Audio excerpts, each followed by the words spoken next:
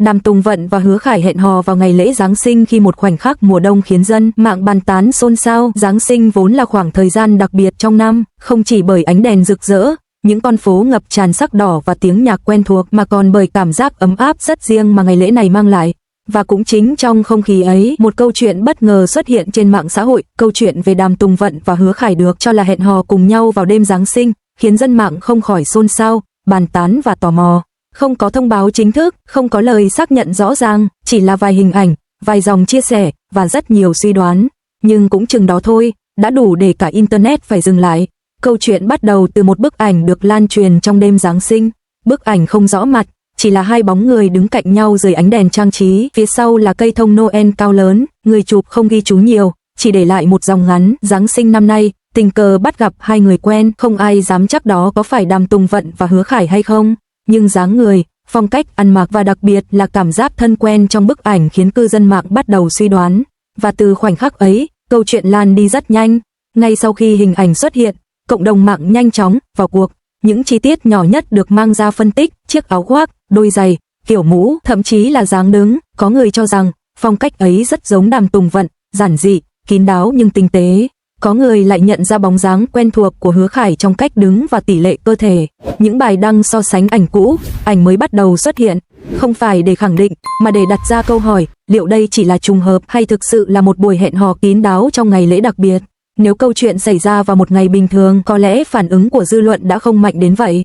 Nhưng Giáng sinh, một ngày gắn liền với sự ấm áp, yêu thương và đoàn tụ, đã vô tình khiến mọi suy đoán mang màu sắc lãng mạn hơn. Người ta bắt đầu tưởng tượng về một buổi tối mùa đông, ánh đèn vàng, không khí se lạnh, hai người đi cạnh nhau, không cần nói nhiều, chỉ cần ở bên. Dù không có bằng chứng rõ ràng, nhưng cảm giác ấy lại rất dễ khiến người ta tin. Đối với fan của cả hai, phản ứng đầu tiên là sự bất ngờ. Có người vui mừng, có người ngỡ ngàng, nhưng phần lớn đều chọn thái độ thận trọng. Họ chia sẻ lại câu chuyện với những dòng chú thích nhẹ nhàng, chỉ là tin đồn, chưa có xác nhận, mong mọi người bình tĩnh. Dù vậy, không thể phủ nhận rằng trong lòng nhiều fan, câu chuyện ấy mang lại một cảm giác rất dịu, bởi Đàm Tùng Vận và Hứa Khải, nếu đặt cạnh nhau, lại tạo nên một hình ảnh hài hòa, không quá phô trương, không quá ồn ào, mà vừa vặn như một câu chuyện mùa đông. Song song với sự tò mò và thích thú, anti-fan cũng nhanh chóng xuất hiện. Một số cho rằng đây chỉ là sự suy diễn quá đà của cư dân mạng. Có người nghi ngờ tính xác thực của hình ảnh, cho rằng đó có thể chỉ là hai người xa lạ có dáng người tương tự. Nhưng ý kiến này không hoàn toàn tiêu cực mà mang tính cảnh báo nhiều hơn, nhắc nhở rằng không nên gán ghép quá mức khi chưa có thông tin chính thức, và chính sự tồn tại của những hoài nghi ấy đã giữ cho câu chuyện không bị đẩy đi quá xa. Khác với nhiều tin đồn tình cảm khác, truyền thông lần này khá dè dặt. Phần lớn các bài viết đều sử dụng những cụm từ như được cho là, dân mạng suy đoán, chưa xác nhận, không có tiêu đề giật gân, không có lời khẳng định chắc chắn. Truyền thông dường như hiểu rằng đôi khi giữ khoảng cách lại là cách tốt nhất để tôn trọng đời sống riêng của nghệ sĩ, đặc biệt trong một ngày mang nhiều ý nghĩa cá nhân như Giáng sinh. Điều khiến câu chuyện trở nên đặc biệt chính là sự im lặng của cả Đàm Tùng Vận lẫn Hứa Khải. Không phủ nhận, cũng không xác nhận, không đăng bài giải thích, không lên tiếng đáp trả. Sự im lặng ấy không làm dân mạng thất vọng, mà ngược lại khiến câu chuyện giữ được vẻ đẹp rất riêng, như một bí mật nhỏ của mùa đông để mỗi người tự cảm nhận theo cách của mình. Sau vài ngày, khi Giáng sinh qua đi, những chủ đề mới lại xuất hiện. Câu chuyện về buổi hẹn hò được cho là của Đàm Tùng Vận và Hứa Khải dần trôi xuống, không còn nằm ở vị trí nổi bật, nhưng cảm xúc mà nó để lại thì không biến mất ngay. Với nhiều người, đó là một khoảnh khắc đẹp, dù thật hay không, bởi nó gợi lên cảm giác ấm áp giữa mùa đông lạnh. Có những câu chuyện không cần kết luận rõ ràng, không cần đúng sai, thật giả, chúng tồn tại chỉ để nhắc người ta rằng, giữa thế giới đầy ồn ào, đôi khi một khoảnh khắc dịu dàng cũng đủ khiến lòng người mềm lại.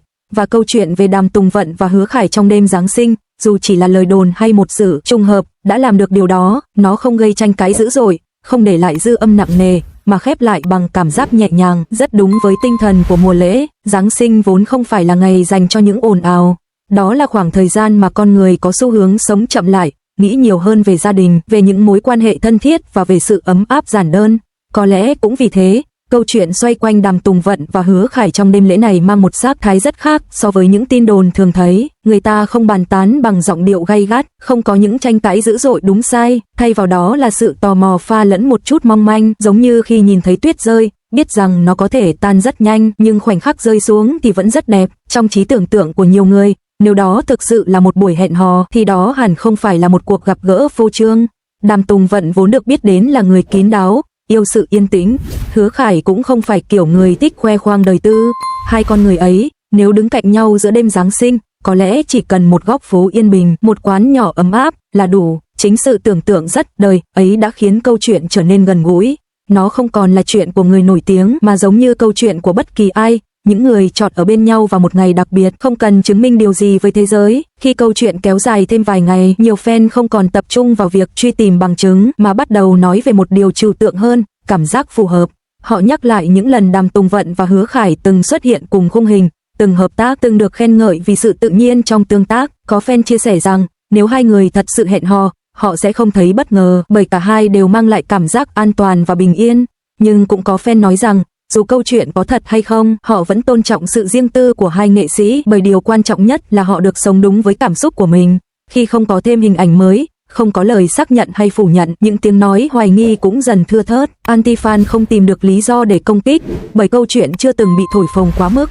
Nó được nhắc đến, rồi được để đó, không ai cố tình biến nó thành scandal. Sự im lặng này, theo một cách nào đó, lại là dấu hiệu cho thấy dư luận đã trưởng thành hơn. Người ta học cách dừng lại đúng lúc, thay vì đào sâu đến mức làm tổn thương người trong cuộc. Với một số cây bút giải trí, câu chuyện Giáng sinh của Đàm Tùng Vận và Hứa Khải được xem như một lát cắt rất thú vị về mối quan hệ giữa công chúng và người nổi tiếng. Nó cho thấy rằng, đôi khi khán giả không cần những thông tin xác thực 100% mà chỉ cần một khoảnh khắc gợi cảm xúc tích cực. Truyền thông không gọi đó là tin hẹn hò mà gọi đó là khoảnh khắc khiến công chúng liên tưởng. Và có lẽ, cách gọi ấy phù hợp hơn cả. Rồi Giáng sinh qua đi, những con phố tháo dần đèn trang trí, những bản nhạc lễ hội cũng thưa thớt hơn. Câu chuyện về Đàm Tùng Vận và Hứa Khải cũng theo đó mà lắng xuống, nhường chỗ cho những chủ đề mới. Nhưng giống như nhiều ký ức mùa đông khác, nó không biến mất hoàn toàn. Thỉnh thoảng, khi ai đó nhắc lại, người ta vẫn nhớ đến cảm giác ấm áp rất nhẹ mà câu chuyện từng mang đến.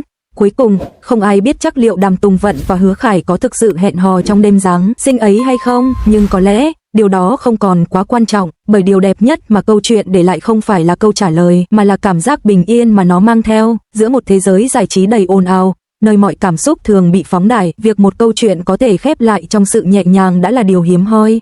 Và vì thế, câu chuyện Giáng sinh ấy, dù chỉ là lời đồn hay một sự trùng hợp, vẫn được nhớ đến như một khoảnh khắc rất đẹp của mùa đông. Điều thú vị là, càng về sau, câu chuyện về Đàm Tùng Vận và Hứa Khải trong đêm Giáng sinh lại càng ít mang dáng dấp của một tin đồn giải trí mà giống như một tấm gương để công chúng soi chiếu cảm xúc của chính mình. Người ta bàn tán không hẳn vì muốn biết sự thật, mà vì trong đó có những điều rất quen thuộc, mong muốn được yêu thương, được ở bên ai đó vào một ngày đặc biệt, được cảm thấy không cô đơn giữa mùa đông. Có lẽ vì vậy mà nhiều bình luận dưới các bài viết không còn nhắc nhiều đến tên hai nghệ sĩ, mà nói về cảm giác của bản thân, về một Giáng sinh đã qua, về một người từng ở bên, hoặc về một mong ước rất giản dị cho những ngày lễ sắp tới. Tin đồn, theo cách ấy, trở thành chất xúc tác cho những câu chuyện rất người. Sau khi làn sóng bàn tán lắng xuống, hình ảnh của Đàm Tùng Vận và Hứa Khải trong mắt công chúng dường như không bị ảnh hưởng theo hướng tiêu cực. Ngược lại, nhiều người nhận ra rằng cả hai vẫn giữ được sự kín đáo, điềm tĩnh và nhất quán với cách họ luôn xuất hiện trước công chúng. Không có phản ứng vội vang, không có lời giải thích thừa thãi, chỉ là tiếp tục công việc, tiếp tục cuộc sống. Sự bình thản ấy khiến nhiều người thêm tôn trọng, bởi trong một môi trường nơi mọi thứ dễ bị thổi phồng, việc giữ được nhịp sống riêng là điều không hề dễ dàng. Sự im lặng của hai nghệ sĩ, nhìn từ góc độ nào đó, không phải là né tránh mà là một lựa chọn văn minh. Nó cho phép câu chuyện tự đến và tự đi, không bị kéo dài bởi những phát ngôn thiếu cần thiết. Và quan trọng hơn, nó giữ cho ngày Giáng sinh, một ngày vốn mang nhiều ý nghĩa cá nhân, không bị biến thành công cụ truyền thông. Chính sự lựa chọn ấy đã khiến nhiều người cảm thấy câu chuyện này khác với những tin đồn tình cảm thường thấy, không mệt mỏi, không ồn ào, và không để lại cảm giác khó chịu. Khi nhìn lại, người ta nhận ra rằng dư âm lớn nhất của câu chuyện không nằm ở việc có hay không một buổi hẹn hò, mà nằm ở cảm giác rất nhẹ mà nó để lại. Nhẹ như một buổi tối mùa đông, khi ánh đèn đường hắt xuống, khi người ta khoác áo ấm và bước chậm hơn một chút. Đó là cảm giác khiến người ta tin rằng, dù là người nổi tiếng hay người bình thường, ai cũng cần những khoảnh khắc riêng tư, cần những ngày lễ không bị soi xét quá mức và cần được sống trọn vẹn với cảm xúc của mình. Cuối cùng, câu chuyện về Đàm Tùng Vận và Hứa Khải trong đêm Giáng sinh khép lại mà không có lời giải rõ ràng, nhưng có lẽ, chính việc không có kết luận ấy lại khiến nó trở nên đẹp, bởi không phải câu chuyện nào cũng cần một dấu chấm hết cụ thể. Có những câu chuyện chỉ cần tồn tại đủ để làm ấm lòng người khác trong một khoảnh khắc ngắn ngủi. Và khi mùa đông trôi qua, khi những ngày lễ trở thành ký ức, người ta có thể quên đi chi tiết của tin đồn nhưng vẫn nhớ cảm giác dịu dàng mà nó từng mang lại. Đó là thứ ở lại lâu nhất, không phải sự thật hay lời xác nhận, mà là cảm xúc.